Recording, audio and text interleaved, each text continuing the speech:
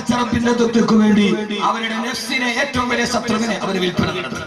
ഇതാണ് ഏറ്റവും വലിയ ലാഭക്കച്ചവടം. അള്ളാഹു തരട്ടെ. സിനാനെ നിന്റെ കച്ചവടം ഏറ്റവും വലിയ ലാഭമാകും. നമ്മുടെ മുമ്പിലോ നഷ്ടമാണ്. ഏറ്റവും നല്ല ശത്രുവിനെ വിൽപ്പന നടത്തി എനിക്ക് വേണ്ട എന്നിട്ട് ഏറ്റവും നല്ല മിത്രത്തെ വാങ്ങിച്ചു. ഏറ്റവും നല്ല മിത്രമാരാ? ആദ്യത്തെ ഏറ്റവും വലിയ പ്രഖ്യാപിത ശത്രുവിനെ വിറ്റു. എന്നിട്ട് പകരം എന്ത് വാങ്ങിച്ചു? നമ്മൾ സാധാരണ പറയില്ലേ, ഇത് കൊടുത്തിട്ട് കടിക്കണ പട്ടിയെ മേടിച്ചു. എന്താ എന്റെ തുടക്കം? ഒരു പഴഞ്ചൊല്ല് പറയില്ല, എന്തോ കൊടുത്തിട്ട് പട്ടിയെ വാങ്ങിച്ചു കടിക്കണ പട്ടീനെ. അങ്ങനെയല്ല. കയ്യിരുന്ന കാശ് കൊടുത്തിട്ട് കടിക്കണ പട്ടീനെ വിളിച്ചു. വഫി റിവായത്തിൻ ഉഖറ, വേലിയിലിരുന്ന് തോളിനെടുത്തു, വേലിയിലിരുന്ന് പാമ്പിനെടുത്ത് തോളി വെച്ചു. ഇതങ്ങനെയല്ല. ഏറ്റവും വലിയ ശത്രുവിനെ കൊടുത്തിട്ട് ഏറ്റവും നല്ല മിത്രത്തെ വാങ്ങിച്ചു. ഏറ്റവും നല്ല മിത്രമാരാ? നമ്മളോട് ഏറ്റവും സ്നേഹമുള്ളതാരോട്? നമ്മുടെ ഭാര്യയ്ക്ക് ആണോ? നമുക്ക് നമ്മളോട് ഏറ്റവും സ്നേഹമുള്ളത് ആർക്കാണ്? നമ്മുടെ ഭാര്യയ്ക്ക്, കൂട്ടുകാർക്ക്. നീ ഒരു തെറ്റ് ചെയ്താൽ എന്റെ കൂട്ടുകാരോട് 4 പേരോട് പറയില്ലേ? പറയില്ലോ. നമ്മളവൻ ഉദ്ദേശിച്ച പോലെ ഒന്നും അല്ല. നീ ഒരു തെറ്റ് ചെയ്താൽ നിന്റെ ഭാര്യ കണ്ടോണ്ടിരിക്കോ? നീ ഭാര്യ ഇല്ലാത്ത സമയത്ത് വീട്ടിലെ വേലക്കാരിയുമായി കിടപ്പുറം കിട്ടും. അറിയാതെ ഭാര്യ അത് കാണാൻ ഇടയായി. ഭാര്യ വാതിലിന് മോളിൽ നിന്നിട്ട് അള്ളാഹു അറിയാതെയാണ് ഇതൊക്കെ സംഭവിക്കുന്നത്. ഇല്ലല്ലോ. യഥാർത്ഥത്തിൽ ആ സമയത്ത് നീ ഒരു തെറ്റ് ചെയ്താൽ നിന്റെ കൂട്ടുകാർ വിളിച്ചു പറയും. നീ ഒരു തെറ്റ് ചെയ്താൽ നിന്റെ ഭാര്യ നിന്നോട് വിളിച്ചു പറയും. പക്ഷേ ഒരു നീ തെറ്റ് ചെയ്താൽ ആദ്യം കാണുന്നടാരാ?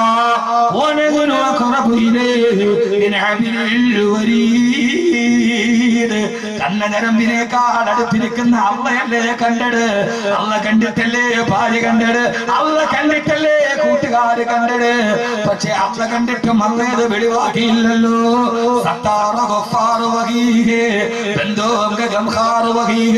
അവനാ തെറ്റിനെ ആരും അറിയാതെ മറച്ചു വെച്ചു. അല്ലേ? കാരണം എന്താ?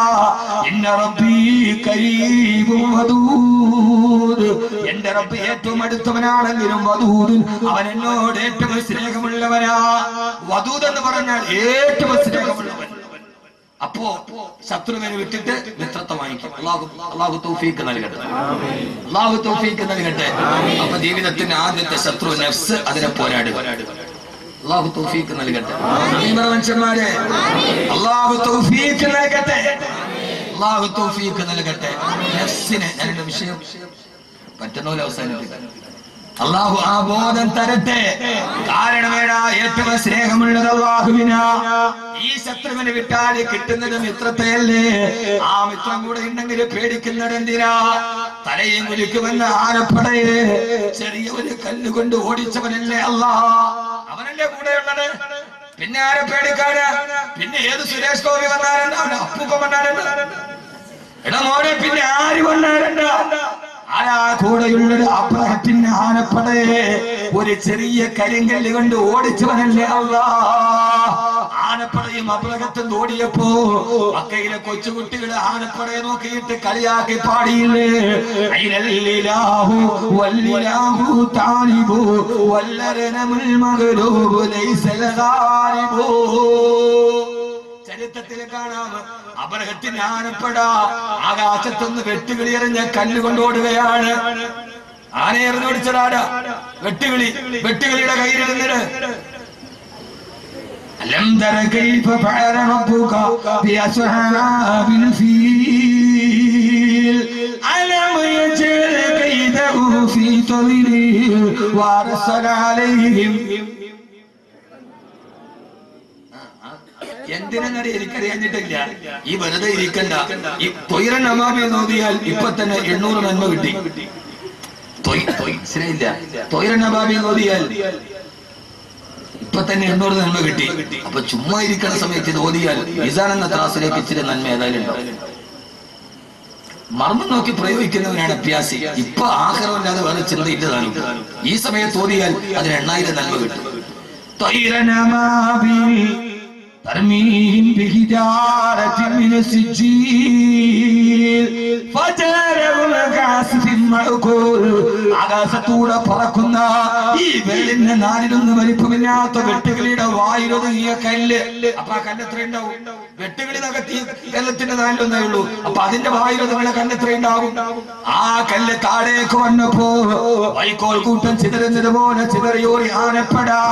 ഈ ആനപ്പട ഓടുന്നത് കണ്ടപ്പോ മക്കയിലെ തെരുവ് കുട്ടികളെ കൈയടിച്ച് പാടിയതാണ് ഐനല്ലിലാഹു വല്ലിലാഹു താലിബു വല്ലരനമുൽ മഗ്ലൂബു ലൈസൽ ഗാലിബു.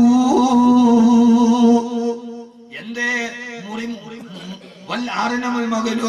മുറിമൂക്കൻ രാജാവ് തോറ്റുപോയി. ഈ അബാബീലെറിഞ്ഞ കല്ല് അബ്രഹത്തിന്റെ മൂക്കിൽ വീണിട്ട് മൂക്ക് മുറിഞ്ഞുപോയി. അബ്രഹത്തിന്റെ മൂക്കിലാണ് വീണ് മൂക്ക് മുറിഞ്ഞു പോയി. അങ്ങനെയാണ് അറന്നമൽ മഗ്ലൂബ്. മൂക്കില്ല രാജ്യത്തെ മുറിമൂക്കൻ രാജാവ് അങ്ങനെ ഉണ്ടായതാണ്. അത് അബ്രഹത്താണ്. മൂക്കില്ല രാജ്യത്തെ മുറിമൂക്കൻ രാജാവ് അല്ലേ? ഖുർആൻ പറയാത്ത മൂക്കില്ല രാജ്യത്തെ മുറിമൂക്കൻ രാജാവ് അങ്ങനെ ഉണ്ടായത് എന്ന് നിങ്ങൾ വിചാരിച്ചോളി. നമ്മുടെ ഖുർആനല്ലേ, എന്തങ്ങനെ ആയിക്കൂടെ? മലയാളത്തില് KPSCയുടെ നാടകം ഉണ്ടല്ലോ, നാരായണത്ത് ഭ്രാന്തൻ. എന്താ നാരായണത്ത് ഭ്രാന്തൻ? അത് നിങ്ങൾക്ക് അറിഞ്ഞു. നിങ്ങൾ മുഴുവൻ മുത്തക്കിങ്ങളാ. KPSCയുടെ പഴയ നാടകമാണ് നാരായണത്ത് ഭ്രാന്തൻ. ഞാൻ കണ്ടിട്ടുണ്ട്. എന്താ പറയുന്നത്? ഞാൻ 7ാം ക്ലാസ്സിൽ പഠിക്കുമ്പോഴാണ് കാനാർ ഫുട്ബോൾ ഗ്രൗണ്ടില് KPSCയുടെ നാടകം. നാരായണത്ത് ഭ്രാന്തൻ, കല്ലിയങ്കാട്ട് നീലി, പിന്നെ പറഞ്ഞോണ്ടല്ലോ നമ്മുടെ താഴെപ്പുഴയിലെ കണ്ടിട്ട് നമ്മുടെ അയലോക്കക്കാരാ. അപ്പോ അന്ന് ഞാനത് പോയി നാരായണത്ത് ഭ്രാന്തൻ കണ്ടു. എന്താ നാരായണത്ത്? ഇത് നോക്ക് കുട്ടികള്, ഈ ഇരിക്കുന്ന ആഫ്രിക്കനായ കുട്ടികൾ പഠിക്കുന്നത് മരിക്കാൻ ഓതാനുള്ള കിതാബാന്ന് നിങ്ങൾ തെറ്റിദ്ധരിച്ചു പോകണ്ട. ഇത് വെക്കുമ്പോ മുത്താനും എടുക്കുമ്പോ പിന്നെ 3 പ്രാവശ്യം മുറിച്ചു മുത്താനും അല്ല. ഈ സാധനം KPSCയുടെ നാരായണത്ത് ഭ്രാന്തൻ. ഞാനൊരു ഒരു ഗവേഷണത്തിന്റെ വാതിൽ തുറന്നു തരികയാണ്. ഒരു വാതിൽ തുറക്കണം, ഇവിടെ നിങ്ങൾ കടന്നു നോക്കിക്കൊള്ളുക. നാരായണത്ത് ഭ്രാന്തൻ ആരാ? രാവിലെ മുതൽ വൈകുന്നേരം വരെ മലയുടെ മുകളിലോട്ട് കല്ല് ഉരുട്ടി കയറ്റും. അവിടെ എത്തിക്കഴിഞ്ഞാൽ അത്രയും നേരം ചവിട്ടി കയറ്റിയ കല്ല് അവിടെ ഉരുട്ടി താഴോട്ട് വിട്ടിട്ട് ഇതല്ലേ നാരായണത്ത് ഭ്രാന്തൻ ആണല്ലോ. അത് കണ്ടിട്ട് കേരളത്തിന്റെ സാഹിത്യ ചരിത്രത്തിൽ ഇത്രയും വലിയൊരു കഥാപാത്രം ഇല്ലെന്നാണ് കാളിദാസ് കൃഷ്ണനായർ എഴുതിയത് അല്ലേ? എന്നാൽ മോനെ ഇത് എവിടെ നിന്നാ? ഖുർആൻ പറയുന്നുണ്ട്, വലാ തകൂനു കല്ലതീ നഖലത ഗസിലഹാ മിൻ ബഅദി ഖുവ്വത്തിൻ അൻകാഹാ. രാവിലെ മുതൽ വൈകുന്നേരം വരെ നൂല് നൂറ്റിട്ട് വൈകുന്നേരം ആ നൂറ്റ നൂല് തിരിച്ചു കിടക്കുന്ന പെണ്ണിനെ പോലെ നിങ്ങളാവാൻ പാടില്ല.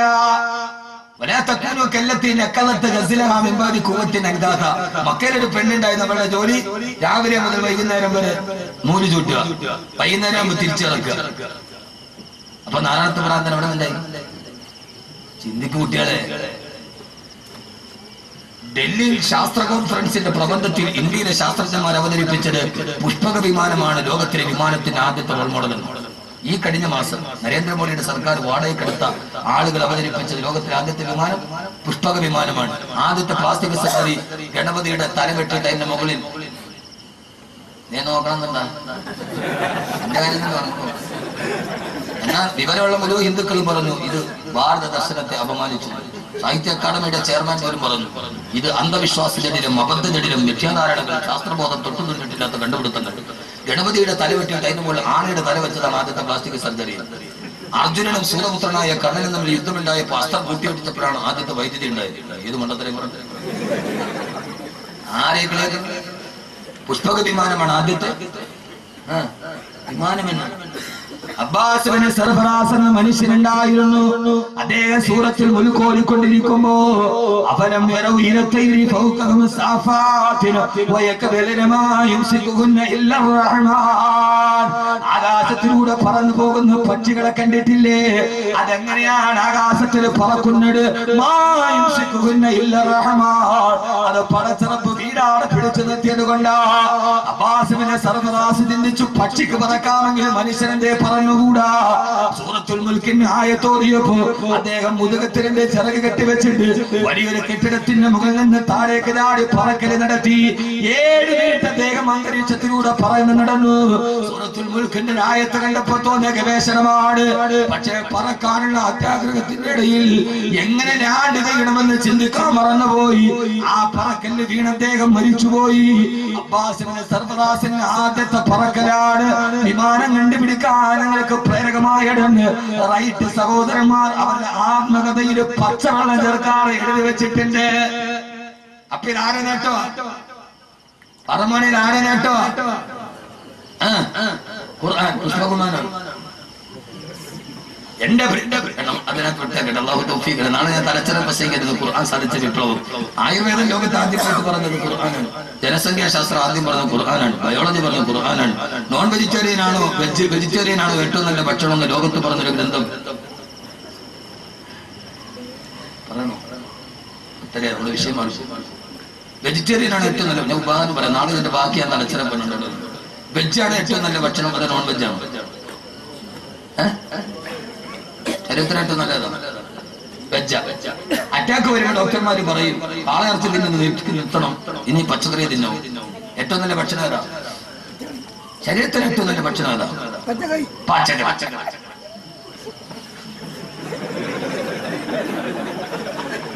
ഇപ്പൊ പറയണ കാര്യം ഇനിയിപ്പോ ഇറച്ചി തിന്നാൻ ദഹിക്കില്ല. എന്താ വെജിറ്റേറിയൻ?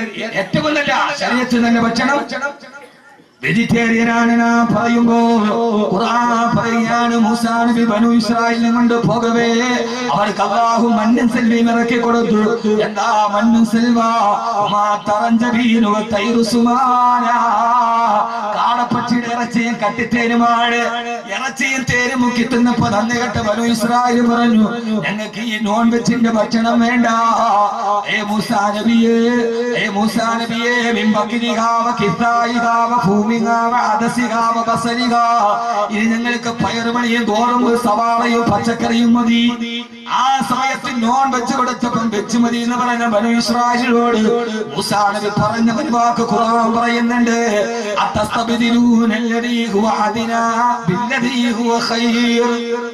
ഏറ്റവും മുന്തിയ ഭക്ഷണം തന്നിട്ട് ഏറ്റവും ലോക്കൽ ഭക്ഷണം നിങ്ങൾ ചോദിച്ചു വാങ്ങുകയാണോ?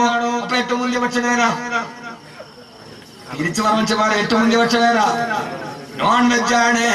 ഏറ്റവും താഴ്ന്ന ഭക്ഷണം വേണ്ട വെജാണ്. അപ്പൊ പിന്നെ ഡോക്ടർ പച്ചക്കറി അടിക്കാൻ പറഞ്ഞേണ്ട. അത് ഇപ്പോഴത്തെ കോഴി കടിക്കരുതെന്നാണ്. ഇപ്പോഴത്തെ കോഴി 40 ദിവസം കൊണ്ട് അതിന്റെ പ്രസവവും കഴിയും, പെട്ടണീക്കലും കഴിയും, 40 ദിവസം കൊണ്ട് പ്രായപൂർത്തിയാവുകയും ചെയ്യും, നമ്മുടെ വയറ്റിലാവുകയും ചെയ്യും. ഇത് യഥാർത്ഥത്തിൽ ഹോർമോണ്. എന്നാൽ നല്ല നാടൻ കോഴി വെച്ച് ഉപ്പാപ്പ ഇപ്പോഴേക്കും കാരണം എന്താ? ഇത് ചിരിക്കാനല്ല കുട്ടികളെ, ഖുർആൻ പഠിക്ക്. ചെറുപ്പക്കാരെ ധാരണ എന്താ? ഇതേതോ പഠന ഗ്രന്ഥം മൂല്യാരും മുക്കറി ഓതാൻ പോയതാണ്. അല്ല മോനെ, ഇത് ശാസ്ത്ര ഗ്രന്ഥമാണ്. നാളെ തലച്ചറയിൽ അതാണ് വിഷയം. അല്ലാഹു ബോധം തരട്ടെ. ഞാനെല്ലാം പറഞ്ഞേനെ. എത്ര ശാസ്ത്രങ്ങൾ നമ്മൾ ലോകത്തെ കുറിച്ച് പറയുമ്പോ 120 കോടി. ഇന്ത്യ ജനസംഖ്യ 120 കോടി. ഒരു രാജ്യത്ത് അറിയുന്നത് ജനസംഖ്യയുടെ പേരിൽ. പെണ്ണുങ്ങളെ അല്പം ക്ഷമിക്കാൻ വാങ്ങു പറയാം. മുത്തല്യങ്ങളൊക്കെ ഇരിക്കുമ്പോ ഇവരെന്താ പഠിക്കണമെന്ന് ഇവര് തന്നെ അറിയാം. എന്റെ പൊന്നു മോനെ, എന്താ ജനസംഖ്യ 120 കോടി. ഇപ്പോഴും നിങ്ങൾ പച്ചക്കറി കടക്ക് അതൊക്കെ കഴിഞ്ഞ് നമ്മൾ പോയി. പച്ചക്കറി കഴിഞ്ഞ് പരച്ചക്കൂടെ കഴിഞ്ഞ് നമ്മളിപ്പോ തിരുവനന്തപുരത്തെത്തി. ഇങ്ങോട്ട് നോക്കി. യഥാർത്ഥത്തിൽ ജനസംഖ്യ, ഇന്ത്യയുടെ ജനസംഖ്യ 120 കോടി. നമ്മുടെ ശശികല ടീച്ചർ പ്രസംഗിച്ചത് അവിടെയാണ്. ശശികല ടീച്ചർ പറഞ്ഞു ഖദീജ 10 പറയുമ്പോ കൗസല്യ കല്യാണി 1 പറക്കുന്നുള്ളൂ. അതുകൊണ്ട് കല്യാണി 10 പറയണം. എന്നാൽ അല്ലെങ്കിൽ ഇന്ത്യയിൽ മുസ്ലിമീങ്ങൾ ഭൂരിപക്ഷമാകും, ന്യൂനപക്ഷമായി ഹിന്ദുക്കൾ ഒലിച്ചു പോകുന്നതാണ്. ശശികല ലോകത്തെ ഏറ്റവും വലിയ കള്ളം പറഞ്ഞു. ശശികല പറഞ്ഞ പച്ചക്കള്ളം. ശശികല പറഞ്ഞ പച്ചക്കള്ളമാണ്. കാരണം കല്യാണി ഖദീജ 10 വെച്ചു, കല്യാണി 4 പെട്ടുള്ളൂ. ഇനി മുസ്ലിം ഭൂരിപക്ഷം വർദ്ധിക്കും എന്നാണ് ശശികല ടീച്ചർ പറഞ്ഞത്. പച്ചക്കള്ളമാണ്. കല്യാണി 10 പെറ്റാൽ പോലും ഇനി ഖദീജ 10 വെച്ചു, കല്യാണി 4 പെട്ടുള്ളൂ.